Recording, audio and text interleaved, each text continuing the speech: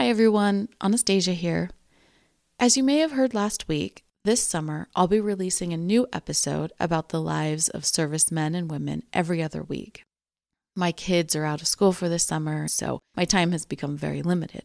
But during the off weeks, I'll be releasing mini episodes that share other people and organizations working on World War II memories. And in these episodes, I hope to inform you of ways that you could get involved yourself if that's something you're interested in. And since this is an off week, I'm dropping in to ask your help. I'm always looking for servicemen and women who served in the Philippines during World War II. Now, so far in the episodes where I feature family members, I have sought out and contacted those family members.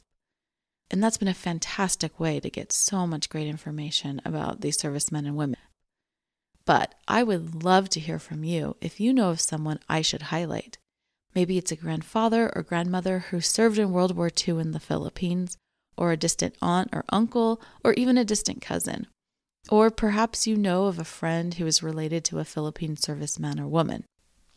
So these stories could be about anyone who served in the Philippines during World War II. And at this time, I'm especially interested in servicemen and women on Corregidor Island or on the other Manila Bay Islands during the siege of April 1942. I'm also looking for POWs who were imprisoned at Camp O'Donnell. So here's some context to these events and places.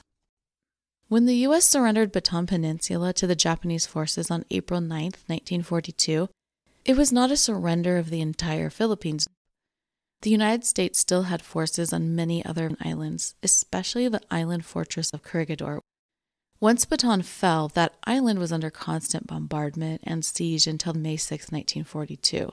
That was the date the United States surrendered the entire Philippines. About 11,000 Filipino American forces, including the Army and Navy nurses, surrendered there. These individuals did not participate in the Bataan Death March, which had concluded by the time Corregidor fell. Corregidor Island is where my great-grandfather Al-Massam was captured. And as you know, Al-Massam was the inspiration for this podcast. So, if you know of someone who served on Corregidor, I would love to hear from you. The United States had military forts on several smaller islands. For example, Fort Hughes, Fort Drum, and Fort Frank were all on different, much smaller islands to help guard the entrance of Manila Bay. And Fort Wint was at the entrance to Subic Bay, which bordered the western coast of Bataan. Together with Corregidor, these islands formed the harbor defenses of Manila and Subic Bay. And if you know of a serviceman on one of these islands during World War II, I definitely want to hear from you. Finally, and turning away from Corregidor and those other islands, Camp O'Donnell was a prison camp. The American and Filipino servicemen captured on Bataan arrived there after a nearly 70-mile forced march. They were in bad shape. They were sick, starving, wounded, and Camp O'Donnell was a torturous place where the diseases and starvation continued. In its first days as a POW camp, men were dying at rates of up to 400 per day. So if you know of a serviceman who was imprisoned at Camp O'Donnell, please let me know. And when I say know of a serviceman or woman, it doesn't have to be someone related to you.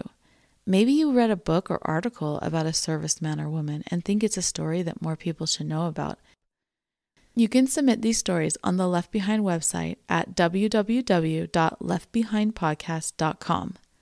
The link is in the show description. And that's all for today.